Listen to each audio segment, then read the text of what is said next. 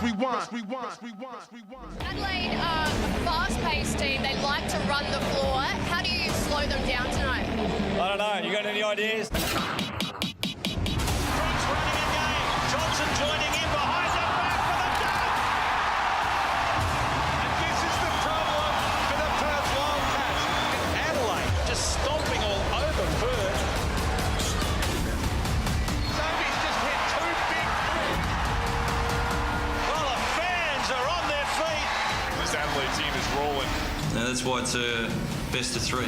Hopefully this is a wake-up call that, you know, they're desperate and hungrier, and we showed that same determination on Friday night.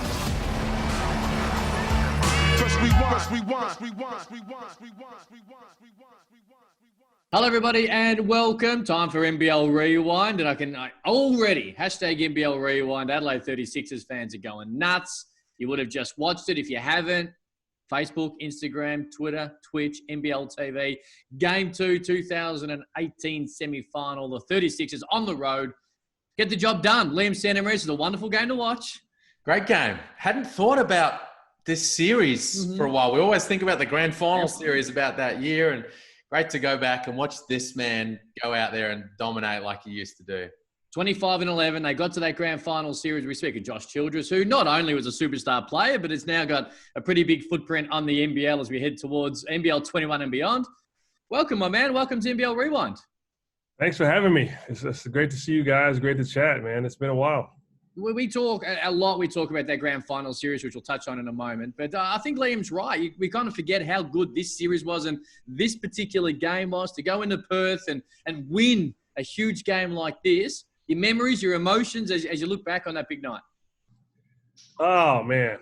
Biggest memory was just the feeling in the locker room after the game. I think that, we had a very up and down season to that point. And so for us, it was a culmination of emotions and, we were all fired up, because it's not easy to win in that arena. So, to have that victory and be able to walk off feeling pretty excited was a great feeling.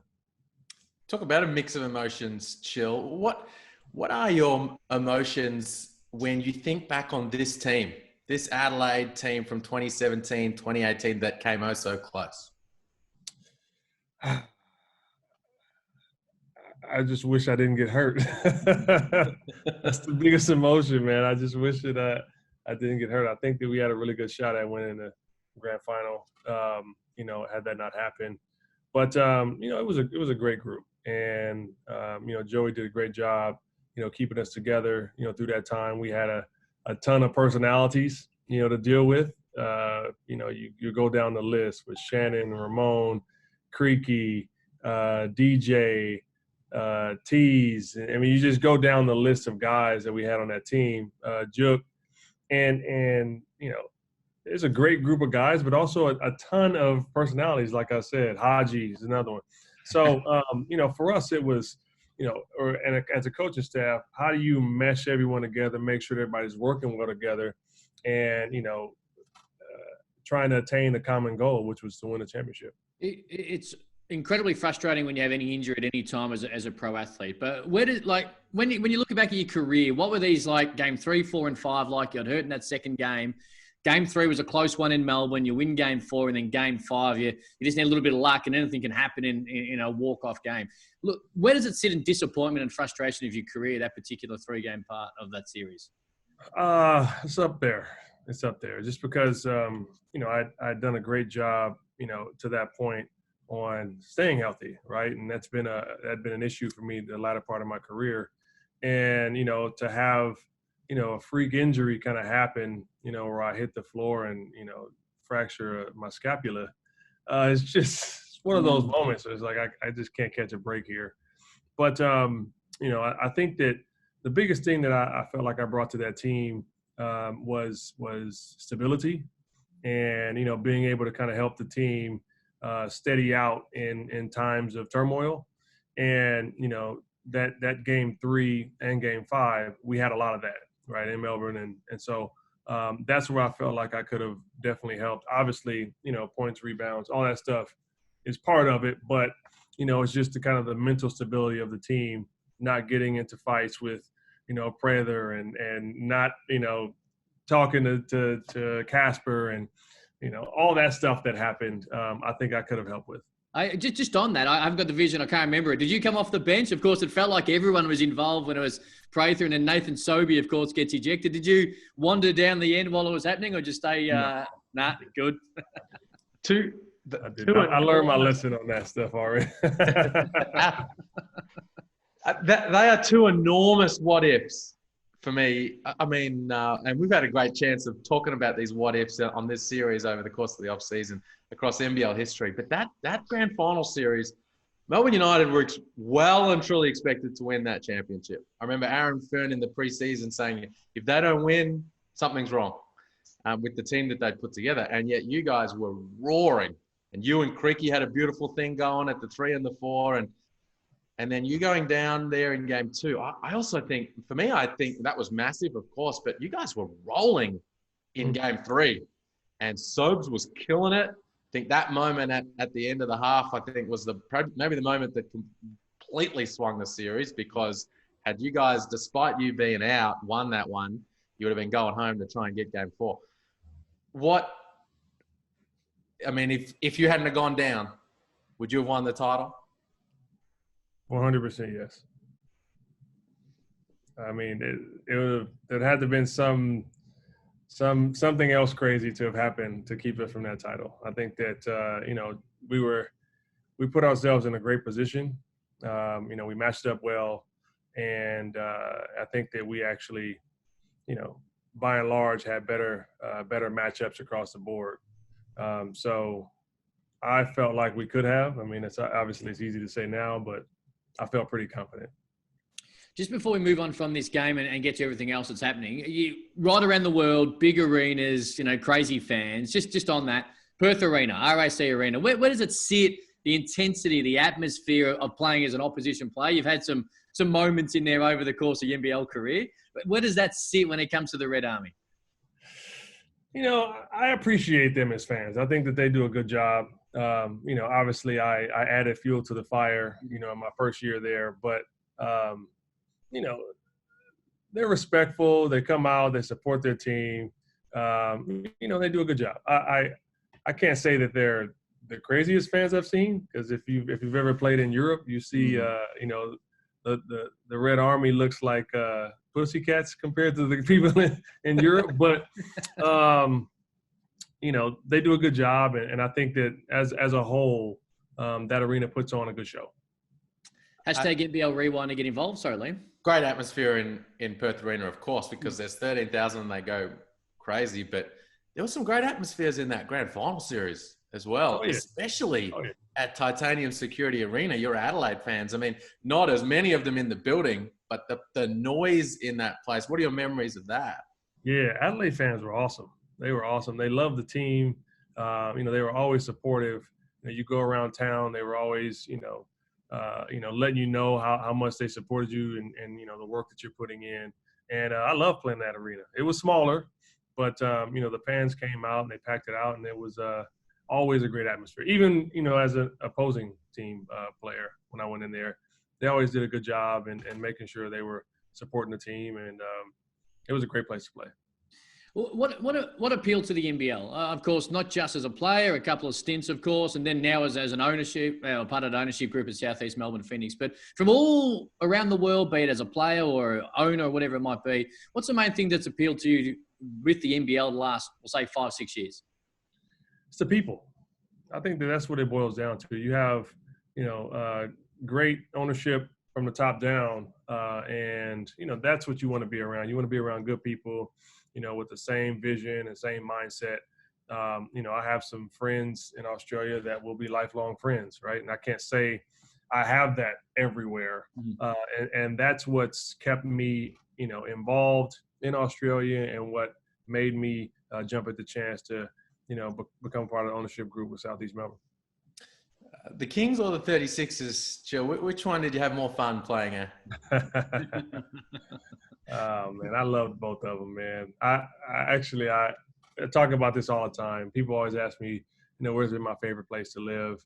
outside of home. And, it was Australia, and it was Sydney. I love living there. I think, with what the team has been able to do over the last couple of years in terms of, kind of beefing up their ownership group and, doing a lot more on the kind of team development and I'm drawing a blank on what I wanted to say. But they've just done a good job of growing the club. And I think getting it to the point where it's sustainable and, where they're putting out a good product every night. And I'm not taking anything away from, the time that I was there. It's just the league was in a different place then. But I loved both places. And, I love things about both places. I hated the Sydney traffic, as I think most people do. But like I said, I have friends that will, be friends for life. And I'm always appreciative of that. Hey, what did you like about that city? Once again, it boils down to the people. The people were always awesome, nice. There's something about being able to pull up to dinner in a boat, and hop off and just all of that, man. It was just awesome, and it was a great life experience. I had family come over and visit, and they loved it. And so, I always tell myself, if and when I continue to, kind of build my business here, and have a couple extra dollars laying around, I'll buy a house in Australia.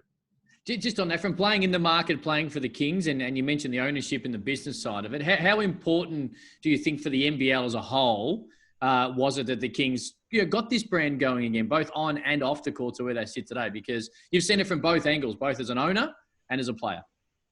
Yeah, I mean, the Kings are, cornerstone franchise in the league. Mm-hmm. And in addition to that, I mean, you have to have your top markets have teams that are successful, and that are successful not only on the court but also financially.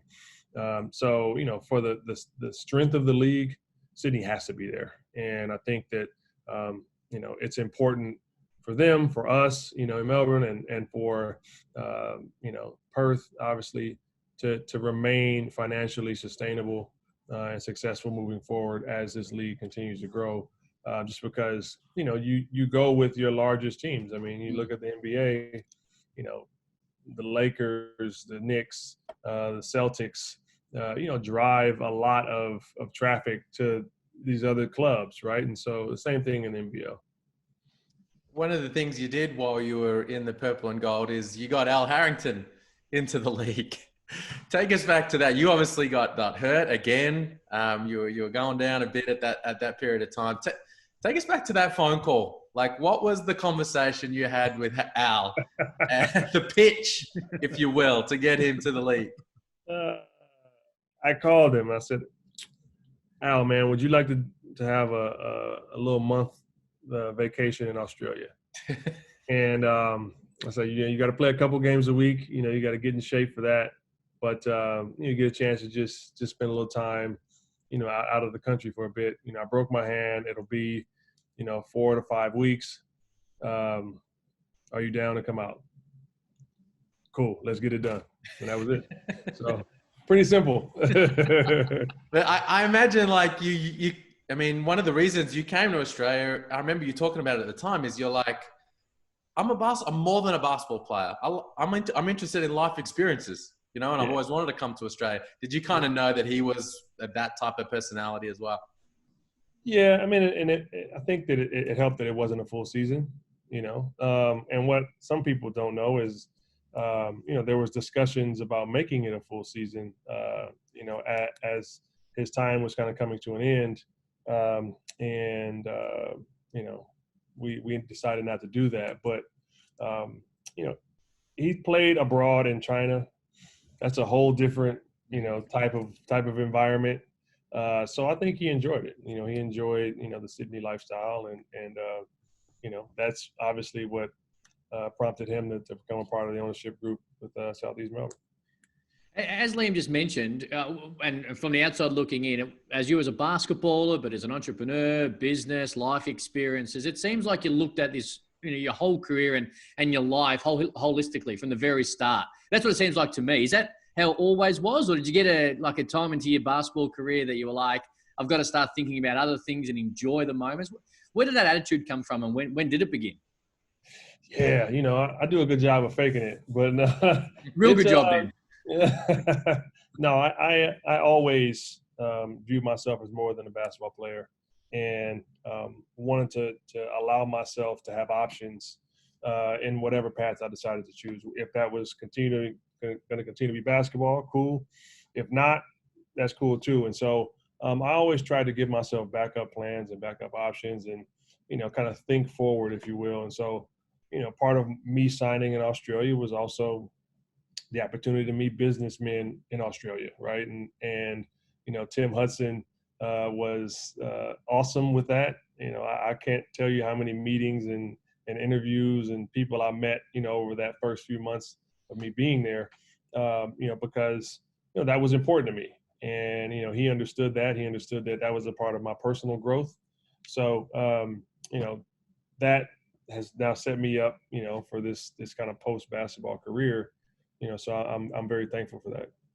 Have you still got, apart from South East Melbourne, have you still got some business interests you're involved in Australia? I do. I'm involved in a few companies out there. And so, once this COVID situation is done, I look forward to getting over there and spending some time, checking up on everything. We spoke about Al before. Another guy you had a bit to do with in the NBL, both previously and now, is Creaky. And when you came into, you talk about the personalities in that 2018 Adelaide team. I mean, he was the emotional leader of that team, and so awesome on that team. And then he's had this NBA journey, and now he's kind of leading your franchise. What have you had a role in kind of like mentoring him over the years through that period of time? Yeah, I mean, I wouldn't say mentor per se, but being supportive in any way that I can. We talk basketball, we talk business, we talk life, and I think that there was a connection just because we like to talk trash to each other, right? And so that was the spark, behind it, and that then developed into a friendship. So. I'm so happy that he's the face of our franchise, and hope that he'll, be there for a long time, because I think, he's shown that he can lead a team, and it's just about now trying to kind of build around that and making sure that he has, the support that he needs to continue to be successful. Was him being there in South East Melbourne part of the reason why you were happy to get involved? Like, no doubt, when you had that conversation with Romy and you started thinking about it, you would have looked at, well, what is the roster? Like, what kind of team do they have in place right now? And when you saw Creaky, I imagine you were like, well, that's a great cornerstone piece. Was that part of the thinking at the time? I wish that I could say yes, but no.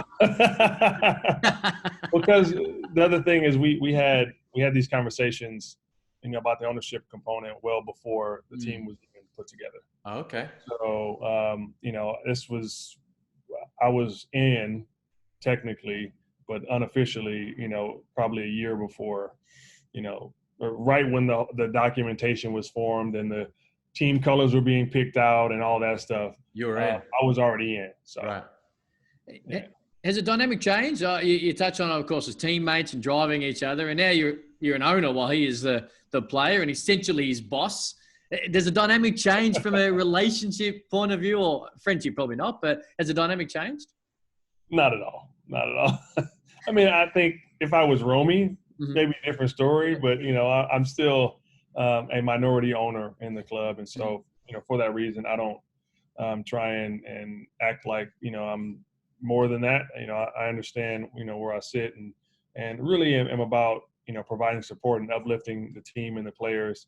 I want to be a resource for them in any capacity, whether that's, on the court or off the court. And, that's the role that I would like to play.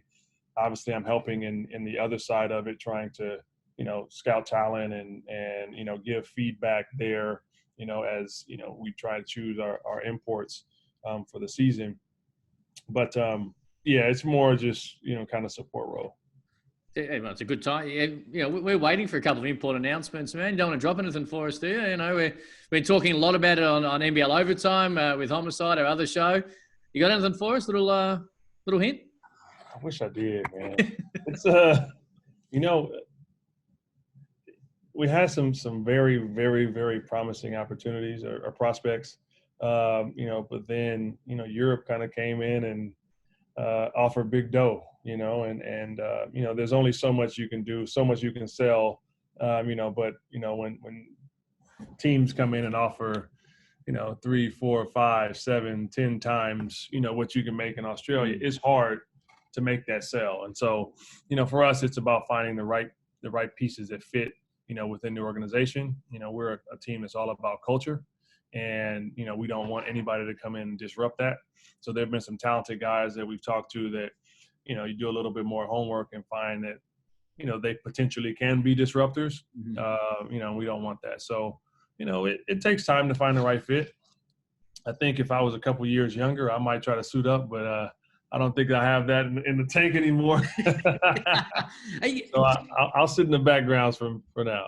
You mentioned Europe. I just want to go back to your playing days, because the NBL now considered one of the best leagues in the world, and it's improved. I'm not saying it was horrible when you got here, but I think everyone assumes or agrees that it has gone up a level or two then. Is that how you view it, Europe v. the NBL, when you were playing, compared to what you're watching today on court in both different leagues around the world in Europe and here in Australia?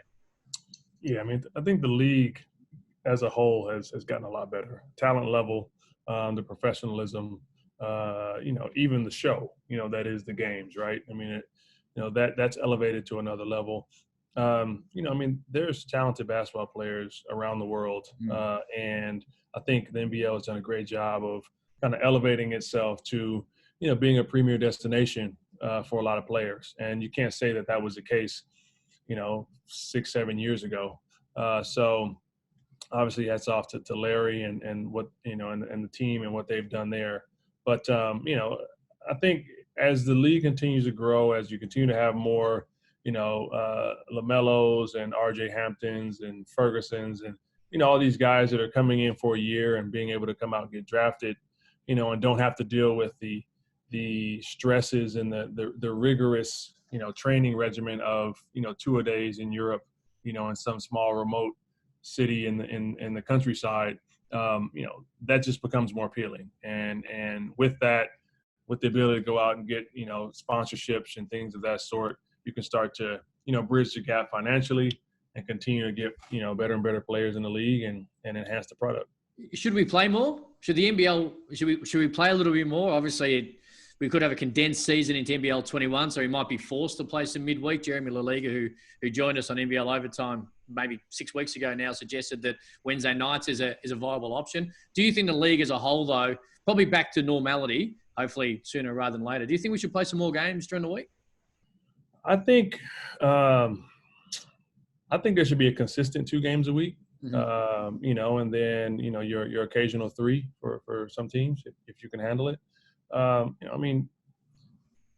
Players are built to play, right? And so, and guys would, in my opinion, rather play than practice. So, if you can set it up, from a travel perspective, to make it feasible for everybody to do it, and if you can start to, create consistency with the TV schedule, and kind of build something there, I don't see why 3 games a week would be too challenging. No, well, as fans, Len, we want more. So, yeah. For sure. Hey, what's going on now, Chill? You spoke about it before about growing your business. You're in property development, I think, at the moment. What's going on? Yeah, I started a real estate investment and development company, and so I've been, boots to the ground, just trying to grow that business. It's been a great learning experience to date. We're working on a couple projects here in the States. We have a 300-unit deal we're doing out in Las Vegas, and looking at some projects locally here in Southern California as well. So, I would love to be able to do some of this stuff in Australia too. Romy, the majority owner, is a big real estate investor as well. So, we're talking about how we can, kind of bring what we're doing here in the States to Australia, and in hopes of just building a business, globally. And I think that, if leveraged the right way, it could be something that would be pretty successful. It's more than just building buildings and making money though for you, isn't it? I mean, you know what I mean? Like we're watching the NBA right now, and there's a movement taking place and some real messages. They look at trying to find ways to have like a tangible difference on the future within communities. What is it about apart from building buildings and making money that's important for you with what you're doing?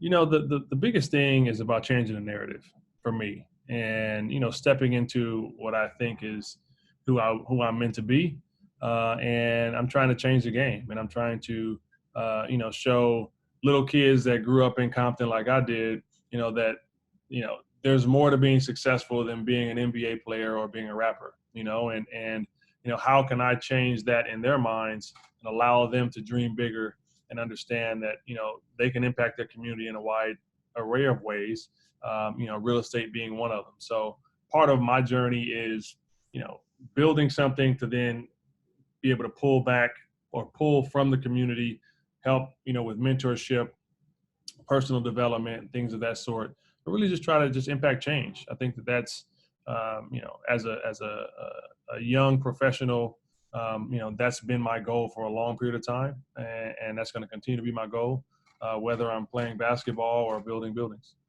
Have you talked about being more than a basketball player your whole career. Have you enjoyed watching what's taken place in the bubble in that respect? Yeah, I think that, the biggest thing that I would love to see come from that, though, is the athletes understand, the power of their voice, and the fact that, as a collective, not only do you have, a crazy amount of leverage financially, but also socially. And so, figuring out a way to leverage that to start creating some change, organizationally in the league, with the ownership groups, and in some capacity politically in some of these cities, is what I hope happens through this. And it's not just, names on the back of a shirt. It's actually, we're going to use this to impact policy and to, create change, which is, I think, what a lot of people in this country are hoping happens. Hey, before we finish off, I want to make sure I get this in before you go. You're talking before about the growth of the NBL and where it was and where it's getting to. You've had a big impact on that. When someone like a guy of your caliber comes into this league and plays multiple years and talks about it the way that you do, that's all part of the process of growing the thing. And then not only talking about it, hands-on, money in, like investment in the league and staying involved. So, I mean, as fans of the league and guys who have a vested interest in it, we want to thank you for that. No, I appreciate that. And I think, that all for me comes from, being around quality people. And, I have no problem putting my money where my mouth is when I believe in, the product and the people. And, I have that sort of feeling towards NBL. I think, I have a vested interest in seeing the growth of the league, just because, I enjoyed my time there so much. And I feel that, more and more players should see that, understand that, and be able to experience it, in the future. So I'm happy that the league is growing. I'm happy that you're having, draft picks come out of the league every year. I'm happy to see, Torrey Craig, on the playoffs or in the playoffs, playing a pivotal role for a team. And, it's just great to see, man. It's impressive. And I enjoy, seeing the growth from where it was when I came in to where it is now, because, it means a lot. That's interesting, Cam. Just quickly before you're talking about the players, Torrey Craig and LaMelo and RJ and those guys. You came in after your NBA career, right? And we do see a lot of sometimes players come in that way. But we've been talking it up a lot recently over the last few years about a place you can come if you want to get to the NBA or you want to get back there. And Torrey's obviously a great example. These young guys, but also guys like Jae'Sean Tate, who is on the NBA verge right now. And I think a lot of teams, and you guys are probably one of them, when you're having conversations with guys who have been playing in Europe saying, actually, do you know what? There are a lot of eyeballs on this league. If you're trying to get to the show, this is a way there. Do you firmly believe that this is a league that can help players in that way? Absolutely. I think, the league has long-standing ties with the NBA anyway, right? With Brett Brown and some of the other coaches.